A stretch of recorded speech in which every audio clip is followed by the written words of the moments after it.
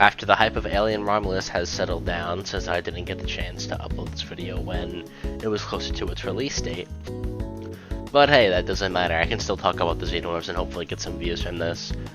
Stranger Things Season 5 will be coming out soon. If we want to cope, at least. I think probably not coming out until like next year. But either way, the two most iconic creatures from both franchises, the Demogorgon. I'm a dog, I can hear everything. By the way, the Stranger Things monster just farted. Holy crap, Hal, what's wrong with you? You love it. And the Xenomorph. To minimum safe distance. Stop. Not so fast, y'all. You think you can just up and run away? You crazy. I like to eat people from other planets. Especially y'all. I like to eat you with my little mouth, too. Oh, now y'all get back up inside me, little mouth. I wants to play, too. Get back inside. I'll get you when we's eating them. Two sci-fi beasts often put against each other, but who truly wins? Considering usually when people cover this matchup, it was before things like the Stranger Things Season 4 and Alien Romulus. I think it's better to look at the matchup now to see if anything has really changed for these characters. Spoiler alert, it really hasn't. But either way, let's list some basic rules. We're just going to be using like the basic Xenomorph. We'll be using a warrior or drone here, just an average specimen that's used for combat. And then we're going to be using the Demogorgon that was in the Season 4 and was specifically tested on, since that seems to be the stronger Demogorgon than the one in Season 1. Well, it's not confirmed, and it's not a quantifiable amount, it's just speculation. It does seem like a stronger specimen, likely due to the amounts of testing, but I won't be using any crossovers for the Xenomorphs. Or the Demogorgon, since it shockingly has one. It actually has a couple. And this includes Alien vs. Predator. This is to make it a lot more fair and grounded, since I think if we include things like the Xenomorph giving Hulk a struggle and then its acid blood burning the Hulk, or the Xenomorphs giving a weakened Superman a run for its money, then I think it's kind of obvious who wins. But to start off with the Demogorgon scaling, even the Demo Dogs can break down steel doors, which is calculated at wall level, or even small building level, which Demogorgons have similar feats, such as when the Demogorgon broke down this wall at the end of Season 1. And its durability is even strong enough to take being completely set on fire by a flamethrower. Once again, another wall level feat. While the Demogorgon was damaged from this, it was still able to get back up and at least attempt to continue fighting, so it should still scale to this. And it's even stated that a wall that needs a battering ram to be taken out is something that a Demogorgon can casually hold open and was eventually going to rip open, even while the wall was being constantly pushed closed. This would essentially make the Demogorgons, at least physically, in terms of their raw attack potency and durability, in the wall to small building ranges of power. However, the highest end for the Demogorgons comes from the opening of the portals, which when 11 opens the portal, it's capped at around building level, and she's even able to open portals in like a childlike state when we see her first interact with human Vecna. And obviously we know that Demogorgons can just open these same portals, seeming a lot more casual than when 11 does it, at least. And the same energy should also scale to Demogorgon's AP. However, the main problem with this is that 11 can pretty easily just vaporize a Demogorgon when she uses a similar amount of power, maybe a bit more on the Demogorgon. However, once again, nothing quantifiable. It's just 11 can utterly vaporize a Demogorgon. So it's likely this is only a specific attack potency feat for the Demogorgon, and in terms of just their physical durability, they shouldn't really scale to it, and it should just remain at the wall to small building level ranges. Or you can just view this as they can only create this energy specifically when opening portals and can't really use it to attack, which either interpretation makes sense. That it's either just A, a specific attack potency feat that doesn't scale to their durability, or B, doesn't scale to them at all, and it's just something specific they do in opening portals. And for its speed, they don't have much, other than the Season 4 Demogorgon being able to just blitz humans, which is around the subsonic ranges of speed, which it does a lot of in this fight. It just utterly blitzes humans and outpaces them. So it's fine enough, and they don't really have any like bullet timing feats, so...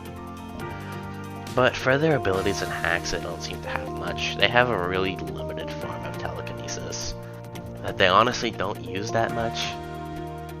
They can sense 11 in her little mind space thing, so I guess they have some form of interaction with like telepathy or mind hacks or whatever. Although Xenomorphs don't have mind hacks, so that won't do much to change the outcome of this fight. And the Demogorgon should probably have some low form of regeneration and just general resilience to damage as well, considering the things we see just shrug off from the series. However, nothing extremely advanced, as for example when the Demogorgon got burned, it stayed burnt. And while once again it was able to take it, but it didn't regenerate from it, which led to its eventual death at the hands of Hopper. Now, essentially just moving on to the Xenomorphs, since we covered the Demogorgon's power. The Xenomorphs, like the Demogorgon, have a lot of wall-level feats, such as the explosions of the pipe bombs that they survive in isolation. While it does scare them off, physically they are fine. Or when they're able to do things such as casually rip through power loaders, steal doors, or just steal in general. All of these being in the wall-level ranges of power. But for their higher ends, and since we're just using a general Xenomorph or general drone or warrior, then they should upscale off of this, since these are all just random Xenomorphs doing these things. A specific instance where a Xenomorph leaves a nasty hole in a door is calced at building level due to the strength of the door and just how strong it is and how much force we need to tear it open. And this is also consistent with their durability, as they essentially tank a large building level escape pod explosion right to the face and are effectively fine. And also tanking another small building level explosion, which would consistently place the Xenomorph's physical attack potency and durability in the small to large building level ranges of power. And we know that their durability does scale to their attack potency, as we know that Xenomorphs can fight each other. But for the Xenomorph's speed, Xenomorphs are consistently bullet timers on 2 different occasions, one in the film Resurrection and another in the novels. Both of these feats being calced at subsonic, as it's not as fast as a normal bullet, sadly. However, it is still impressive.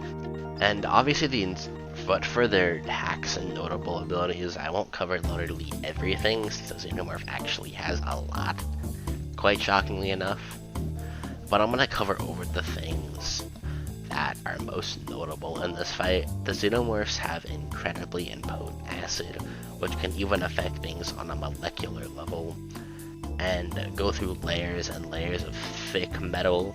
Even as recently as Romulus, spoiler alert, the acid was deemed such a threat that it would just go through the hull of the ship and just cause the vacuum of space to come in and start destroying the ship.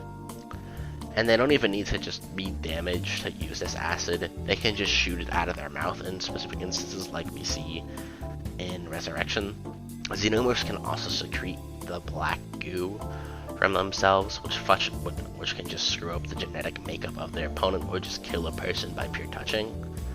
However, the problem is they usually don't use this ability offensively and more for reproduction. However, I could see them using it in a specifically dire situation. And after covering both sides of the spectrum and their power levels, who wins? As we covered, while they're both similar in speed, the Xenomorph is vastly stronger and much more durable. Specifically the durability category, where the Demogorgon is getting pretty badly hurt by wall level flames, or being engulfed by flames, which is a wall level feat. Not only is being engulfed by flames while something the Xenomorphs are scared of, more or less, as Isolation explains, they're being scared because they are, well, animals. Let's hope this thing works. It's an animal. Animals are afraid of fire. In reality, they can tank flames fine, to where they can even shake it off like a wet dog. Flames are of no harm to them when similar, if not logically more powerful flamethrowers, considering they're from the future, compared to being from the present or even before the present.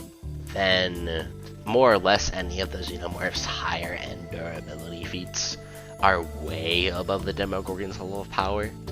Even the Demogorgon's portal feat, if you want to be generous and just say it scales to their attack potency and durability, the Xenomorph's large building level feat is still above that regardless. More or less, the acid blood would tear straight through the Demogorgon and leave massive holes in it, pretty much making it impossible for the Demogorgon to do any damage without damaging itself, if it even could. More or less, if the Xenomorph just chooses to spit it out, especially in that mouth area. That mouth area seems to be a weak area, considering how a spear being thrown at it could cause it some pretty massive amounts of distress. If you locked a single Xenomorph, and the Demogorgon in a cage, the Xenomorph would easily overpower the Demogorgon, with mid difficulty at most likely low difficulty if anything.